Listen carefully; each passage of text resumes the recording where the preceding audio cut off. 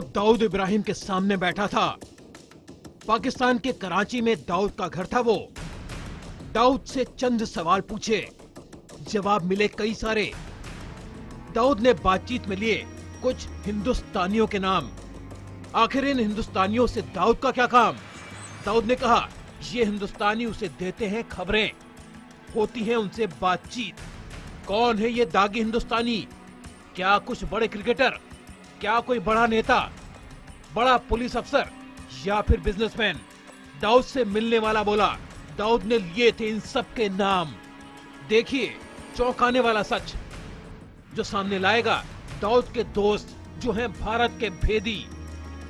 सुनिए उसकी जिसने गुजारे हैं दाऊद के साथ 2 घंटे। मोस्ट वांटेड दाऊद के साथ 2 घंटे। रात 9 बजे की इस विशेष पेशकश में आपका स्वागत है। भारत के मोस्ट वांटेड अपराधी दाऊद इब्राहिम के साथ किसी ने 2 घंटे गुजारे। उसी 2 घंटे की दास्तान हम आपको दिखाने जा रहे हैं। इन 2 घंटों के अंदर डॉन ने कई जाने माने हिंदुस्तानियों के बारे में जिक्र किया। यह तक बताया कि ये हिंदुस्तानी उसकी मदद करते हैं, उसे हर पल की खबर देते रहते हैं। खबर यह भी है कि दाऊद ने जिन हिंदुस्तानियों के नाम बताए हैं उनमें क्रिकेटर, बॉलीवुड के चेहरे और पुलिस अफसर शामिल हैं। यह दावा किया है दाऊद से 2 बार मुलाकात करने का दावा कर चुके एक पाकिस्तानी पत्रकार और जाने माने लेखक आरिफ जमाल ने। क्या इस पाकिस्तानी पत्रकार ने दाऊद के साथी हिंदुस्तानियों के नाम लिए हैं? देखिए हमारी इस विशेष रिपोर्ट में दाऊद के साथ 2 घंटे। दाऊद इब्राहिम भारत का दुश्मन नंबर 1। लेकिन क्या दाऊद ने भारत में अपने दोस्त पाल रखे हैं? क्या भारत में कुछ बड़े चेहरे दाऊद इब्राहिम के इशारे पर काम करते हैं? क्या ये दाऊद के जासूस हैं या उसके एजेंट? दाऊद उनसे हिंदुस्तान की, अपने काम की, भीतर की खबरें निकलवाता रहता है। एक इंसान है जो इस गहरे राज से पर्दा उठा रहा है। ये वो इंसान है जो दाऊद इब्राहिम के साथ 2 घंटे गुजार चुका है। ठीक आमने सामने दाऊद से बातें कर चुका है, सवाल पूछ चुका है। इस इंसान की मानी जाए तो हाँ, पाकिस्तान की गोद में खेल रहा underworld don, Mumbai serial blast का गुनहगार, 250 से ज्यादा लोगों की मौत का जिम्मेदार दाऊद इब्राहिम हिंदुस्तान के ही कुछ जाने माने लोगों से अक्सर बातें करता है। पाकिस्तान के पत्रकार और लेखक आरिफ जमाल ने एक अखबार को दिए गए विस्फोटक इंटरव्यू में ये दावा किया है। आरिफ की बात मानी जाए तो दाऊद इब्राहिम भारत के कई क्रिकेटर्स, नेता, बिजनेसमैन और पुलिस के अफसरों के संपर्क में रहता है। दाऊद इब्राहिम और उसका गैंग कराची में पनाह लिए हुए हैं।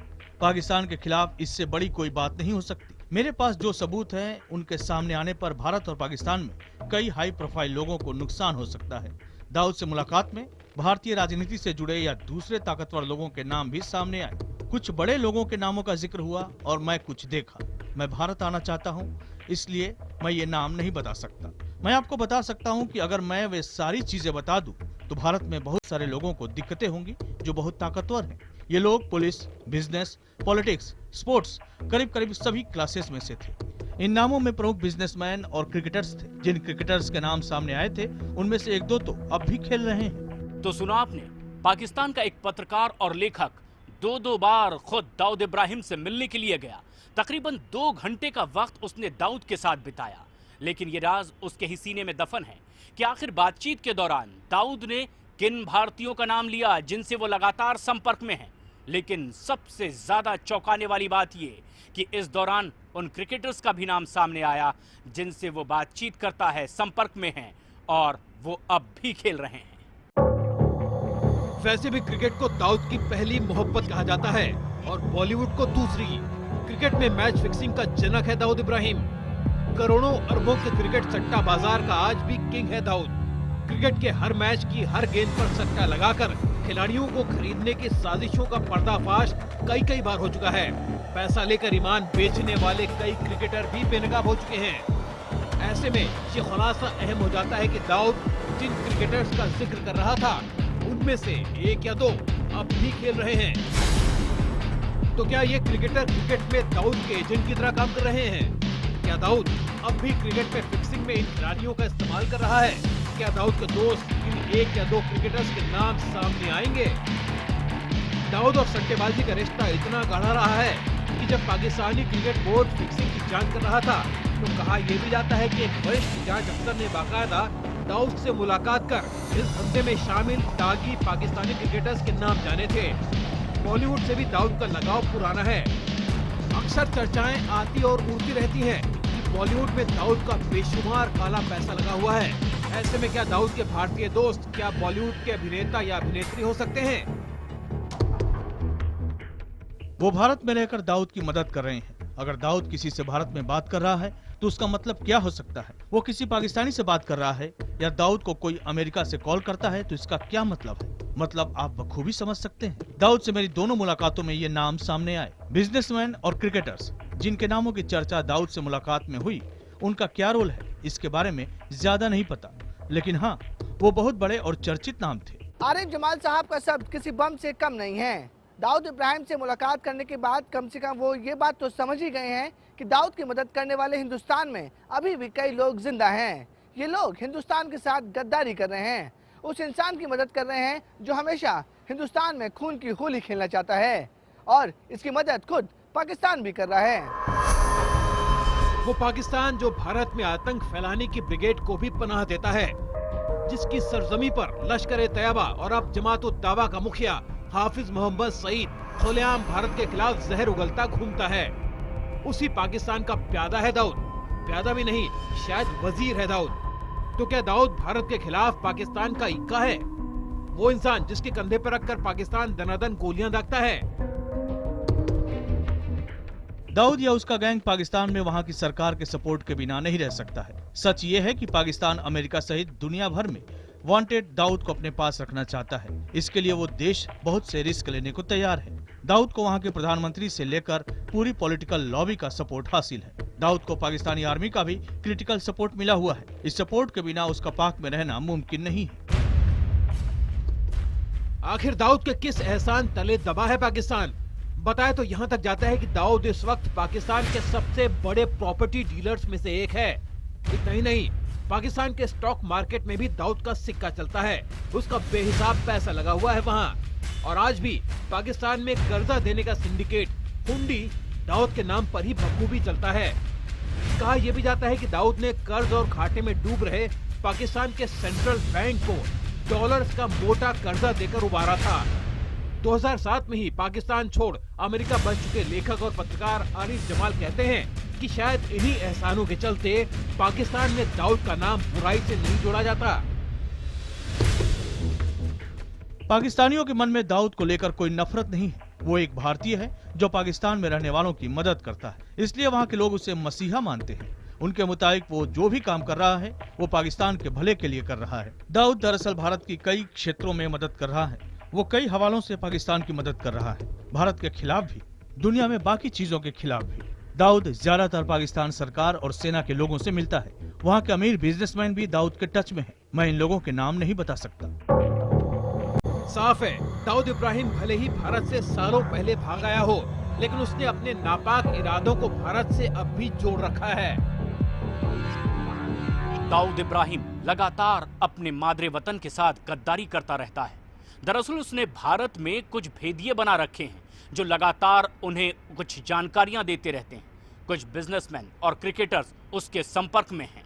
ऐसे में बड़ा सवाल ये कि क्या ये सही वक्त नहीं है जब ऐसे लोगों को हिंदुस्तान में बेनकाब किया जाए और उन्हें उसके किए की सजा दी जाए। पाकिस्तान में दाऊद इब्राहिम के घर जाकर उससे मिलना एक पाकिस्तानी के लिए ही मुमकिन है।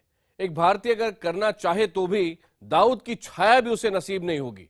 लेकिन पाकिस्तान के लेखक आरिफ जमाल के लिए भी दाऊद से मिलना एक लक्ष्मण रेखा को लांघने जैसा था। दाऊद हर वक्त कड़ी सुरक्षा में रहता है। उससे मुलाकात का रास्ता अक्सर उसके छोटे भाई अनीस इब्राहिम की मर्जी से ही खुलता है। और साथ ही साथ कहीं ना कहीं ISI और सेना, पाकिस्तान की फौज, ये भी ओके कहीं पर्दे के पीछे से देते हैं। देखिए, जब वो दरवाजा खुला तो क्या कुछ देखा गया, क्या कुछ सुना गया। क्या दाऊद इब्राहिम से मिलना इतना आसान है? क्या कोई भी मुंह उठाए भारत ही नहीं बल्कि अमेरिका के भी इस मोस्ट वांटेड अपराधी से मिल सकता है? क्या पाकिस्तान में आजाद पंछी है दाऊद इब्राहिम? आखिर पाकिस्तान में कौन करता है दाऊद की रखवाली? कैसा दिखता है दाऊद इब्राहिम? क्या शक्ल बदल चुका है दाऊद? इन सारे सवालों के जवाब वही दे सकता है जिसने गुजारे दाऊद के साथ 2 घंटे। दाऊद से 2 बार मुलाकात का दावा कर रहे हैं आरिफ जमाल और ये मुलाकातें 1-1 घंटे तक चली हैं। इसके बाद आरिफ ने 2 इंटरव्यू दिए हैं और इन दोनों इंटरव्यू में कहा है कि दाऊद एक ऐसा परिंदा है जो एक बड़े पिंजरे में कैद है। वो उड़ता भी है लेकिन कब उड़ेगा और कितना उड़ेगा ये तय कोई और करता है। तो आखिर कौन है इस पंछी का मालिक, असली मालिक? पाकिस्तान की बदनाम खुफिया एजेंसी ISI या पाकिस्तानी फौज या फिर पाकिस्तानी सरकार या सबका मिला जुला अक्स है दाऊद का दारोगा? पाकिस्तानी लेखक आरिफ जमाल दरअसल कराची में दाऊद के छोटे भाई अनीस इब्राहिम के पड़ोसी थे और इसी रिश्ते की दुहाई देकर उन्होंने 2004 और 2006 में डॉन से मिलने का वक्त मांगा। 2004 में मौसम खिजा में शाम का वक्त था। दाऊद मिलने वालों को अक्सर शाम के समय ही मीटिंग के लिए बुलाता है। मेरी दोनों मुलाकातें उनके साथ कराची में उनके घर में हुई थी। एक घर उनका कराची डिफेंस में है, 6x8 वाले घर में कोने पर, वहां पर मुलाकात हुई थी। दाऊद पतलून और कमीज पहने हुए था। मैं दाऊद के एक करीबी को जानता था। उससे मैंने पूछा कि मैं भाई से मिलना चाहता हूं, तो जवाब आया कि हम पूछ के बताएंगे कि आप मिल सकते हैं या नहीं। पूछने पर दाऊद मिलने को तैयार हो गया। शाम को मुझे बुला लिया चाय पर। इस तरह मेरी मुलाकात हुई। दाऊद के सिक्योरिटी गार्ड्स को मेरे आने का पहले से बता दिया गया था। मैं दाऊद के घर पहुंचा, गेट पर जांच हुई, फिर अंदर चला गया। हॉल में बैठने को कहा गया। थोड़ी देर बाद दाऊद ने बुलाया और पूछा, कैसे हो आरिफ? मिलने का कारण जाना। 1 घंटे की मुलाकात में कई सीक्रेट सब्जेक्ट्स पर बात हुई। फिर वहां कुछ और लोग आ गए, जिसमें पाकिस्तान के कई हाई प्रोफाइल लोग थे। मैं उनके नाम नहीं ले सकता। तो सुना आपने, आरिफ मिलने गए दाऊद इब्राहिम से और उसी वक्त उसके घर पर पहुंच गए पाकिस्तान के कुछ आला चेहरे। लेकिन आरिफ का खुलासा यहीं पर रुक जाता है। इससे आगे बोलने पर हो सकता है आरिफ की मुसीबतें बढ़ जाए, इसलिए आरिफ इससे ज्यादा कुछ नहीं कहते। हाँ, वो ये जरूर कहते हैं कि दाऊद इब्राहिम फिल्मों में दिखने वाले डॉन की तरह नाटकीय नहीं है, वो भी एक आम इंसान की तरह ही दिखता है। दाऊद के घर करीब 10 से 15 गार्ड्स रहते हैं। मेरी दाऊद से मुलाकात 2004 और 2006 में हुई। दोनों मुलाकातें 1 घंटे से ज्यादा की थी। मुझे वो एक आम आदमी से ज्यादा नहीं लगा। एक अमीर आदमी भारत या पाकिस्तान में जैसे रहता है, दाऊद वैसा ही था। कुछ ऐसा नहीं लगा कि अभी ये उठकर बम का हमला कर देगा। बॉलीवुड फिल्मों वाला डॉन नहीं था, वो एक नॉर्मल इंसान लगा। ऐसा नॉर्मल इंसान जिसके दिमाग में शायद हर वक्त साजिशें पलती रहती हैं। अगली साजिश कब और कहां, किस रूप में शक्ल उठाएगी, कौन सा कहर बरपाएगी, ये कोई नहीं जानता। Bureau report, IBN 7। अब एक चेहरा ध्यान से देखिए, ये है आरिफ जमाल। इन्होंने वो किया जो बहुत कम पत्रकार कर पाते हैं। पाकिस्तान के अंदर रहते हुए खुलकर दहशतगर्दों के खिलाफ लिखते रहे, यहां तक कि हाफिज सईद के खिलाफ इन्होंने लिखा है। अब ये अमेरिका में रहते हैं, न्यूयॉर्क में रहते हैं, इस वक्त फोन लाइन पर लाइव हमारे साथ जुड़ रहे हैं। दाऊद इब्राहिम से 2 बार आप मिल चुके हैं आरिफ जमाल साहब। ये सबसे पहले तो वेलकम, आप IBN 7 पर इस वक्त लाइव है भारत में। आप जब पाकिस्तान में थे, आप 2 बार दाऊद से मिले। आपने कहा दाऊद ने उस दौरान आपको बताया कि कुछ भारतीय लोग उसकी मदद करते हैं। इनके बारे में आप क्या हमें और बता सकते हैं? जी, इसके बारे में ज्यादा नहीं बोल सकता क्योंकि मेरा उनके साथ था कि मैं जो कुछ देखूंगा वो ऑफ द रिकॉर्ड रहेगा। कुछ हिस्से जो हैं इस किस्म के रिकॉर्ड। ये आपने वादा किया था दाऊद इब्राहिम से खुद से या ISI से या फौज से? नहीं, मेरा ISI के थ्रू नहीं हुआ था, मेरा किसी कॉमन फ्रेंड के थ्रू उनसे बात हुई थी। मुझे नहीं मालूम ISI को कितना मालूम था और कितना नहीं मालूम। और मेरी उनसे मुलाकात शुरू से लेकर आखिर तक कहीं भी पाकिस्तानी हुकूमत या अफवाज का कोई भी बंदा इन्वॉल्व नहीं था। आपने आरिफ साहब, आपने अपने इंटरव्यू में कहा था कि दाऊद से बात करने वालों में भारत की पुलिस के, बिजनेस से जुड़े लोग, पॉलिटिक्स से जुड़े लोग और ऐसे क्रिकेटर्स भी शामिल हैं जिनमें कुछ अभी भी खेलते हैं। आप अपनी इस बात पे कायम है? उनके बारे में कुछ और जानकारी दे सकते हैं? जी, मैं उनके किसी का नाम नहीं ले सकता, लेकिन इन सभी फील्ड से जुड़े लोग थे उसमें? नहीं, सभी से नहीं थे, कुछ लोगों के साथ थे, लेकिन ये है कि शायद पॉलिटिशियन के साथ मुझे नहीं आते कोई था। अच्छा, लेकिन पुलिस, बिजनेस, स्पोर्ट्स, इनसे जुड़े लोग थे? मुझे उनके ज्यादा नहीं मालूम कि वो कौन लोग थे, लेकिन ये है कि कुछ अंदाजा है। आरिफ साहब, आपने ये भी कहा है कि पाकिस्तान दाऊद का इस्तेमाल भारत का खून बहाने के लिए करता है, भारत के अंदर खून बहाने के लिए करता है। क्या आपको लगता है कि आने वाले दिनों में पाकिस्तान कोई ऐसी सूरत बन सकती है कि दाऊद को भारत के हवाले करे या फिर अमेरिका के हवाले करे, क्योंकि दोनों ही मुल्कों में दाऊद इब्राहिम मोस्ट वांटेड है? मेरा नहीं ख्याल कि पाकिस्तान किसी भी सूरत में दाऊद इब्राहिम को या उसके गैंग को या किसी भी भारतीय दहशतगर्द को भारत के हवाले करेगा या किसी और मुल्क के हवाले करेगा। क्यों दाऊद इतना महत्वपूर्ण क्यों है, इतना इम्पोर्टेंट क्यों है पाकिस्तान के लिए? ये सिर्फ दाऊद की बात नहीं है, उसकी वजह ये अगर पाकिस्तान दाऊद को या किसी भी भारतीय टेररिस्ट को भारत के हवाले कर देता है या किसी और मुल्क के हवाले कर देता है, तो इसका मतलब ये है कि कोई दूसरा बंदा जो है जो पाकिस्तान की प्रॉपर्टी ले रहा है वो पाकिस्तान को ट्रस्ट नहीं करेगा। जी आरिफ जमाल साहब, बहुत बहुत शुक्रिया हमसे बात करने के लिए, न्यूयॉर्क से हमारे साथ जुड़ने के लिए बहुत बहुत धन्यवाद। इंडिया 9 बजे में अब आगे बढ़ते हैं, दाऊद के बाद बात करते हैं अरहर की दाल की। जी हां, अरहर यानी तुअर की दाल के दाम आसमान छू रहे हैं। सरकार की तमाम कोशिशें नाकाफी साबित हुई हैं। मुंबई में खुदरा बाजार में अरहर की दाल 250 से 250 रुपए किलो बिक रही है। दाल की कीमतों में लगी आग से देश भर में हाहाकार है। वहीं विपक्ष इसके लिए सरकार की पॉलिसी को जिम्मेदार ठहरा रहा है। कुछ दिन पहले तक खाने की थाली का हिस्सा रही अरहर की दाल अब रसोई से ही गायब है। वजह है अरहर की दाल के दाम में लगी आग। पूरे देश में दाल के दाम आसमान छू रहे हैं। हर बीतते दिन के साथ अरहर की दाल के दाम घटने के बजाय बढ़ते ही जा रहे हैं। 1 किलो अरहर की दाल मुंबई में 220 रुपए प्रति किलो, दिल्ली में 200 रुपए प्रति किलो, अहमदाबाद में 200 रुपए प्रति किलो, पटना में 190 रुपए प्रति किलो, कोलकाता में 180 रुपए प्रति किलो, लखनऊ में 180 रुपए प्रति किलो बिक रही है। गरीबों का यही एकमात्र साधन है दाल रोटी, कहा जाता है गरीबों का भोजन, और जब वही महंगा हो जाएगा तो फिर क्या करेंगे बताइए आप लोग खुद ही। दाल एक आवश्यक चीज़ तो है ही है, महंगी हो गई है तो भी क्या, मगर बच्चों का ख्याल का मानसिक और शारीरिक ध्यान रखना, कितना महंगा खिलाना पड़ेगा ही, मगर बजट भी बिगड़ रहा है साथ में। दाल जो है लगातार महंगी होती जा रही है। जहाँ पहले बाजार से 1 किलो 1.5 किलो आती थी, वहाँ 200-250 ग्राम आती है। अब तो देखना भी मुश्किल हो गया दाल को। दाल की महंगाई के मुद्दे पर देर से जागी केंद्र सरकार का कहना है कि 15 नवंबर तक दाल की नई फसल बाजार में आ जाएगी और उसके बाद दाल के दाम में कमी आएगी।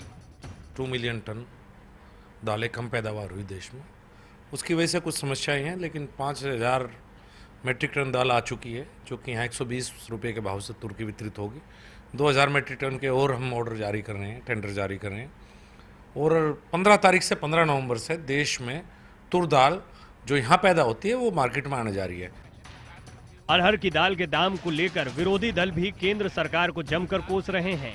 वहीं जानकारों का कहना है कि जब जब चुनाव करीब आते हैं तब तब दाल के दाम बढ़ जाते हैं। ये देश में हमारे ऐसे पहले प्रधानमंत्री हुए हैं जिन्होंने मुर्गा सस्ता कर दिया है और दाल महंगा कर दिया है। दालें उपलब्ध हैं, इतनी भयंकर होर्डिंग हुई पड़ी है, कोई भी सरकार जो है वो उस पर एक्शन नहीं लेना चाहती।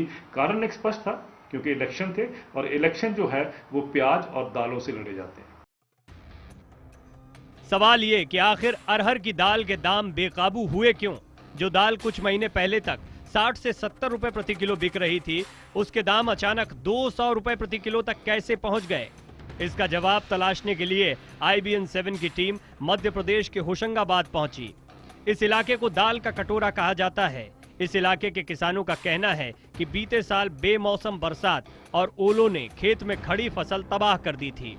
दाल के दाम बढ़ने की एक बड़ी वजह कालाबाजारी भी है। मध्य प्रदेश के 15 शहरों में दाल व्यापारियों के यहाँ छापेमारी की गई, जिसमें 25 करोड़ से ज्यादा की दाल बरामद की गई है। पहले कहते थे घर की मुर्गी दाल बराबर, लेकिन जिस तरह से दाल के दाम आसमान छू रहे हैं तो अब शायद कहना पड़ेगा घर की दाल मुर्गी बराबर। मनोज शर्मा, भोपाल, IBN 7। इंडिया 9 बजे में आज इतना ही।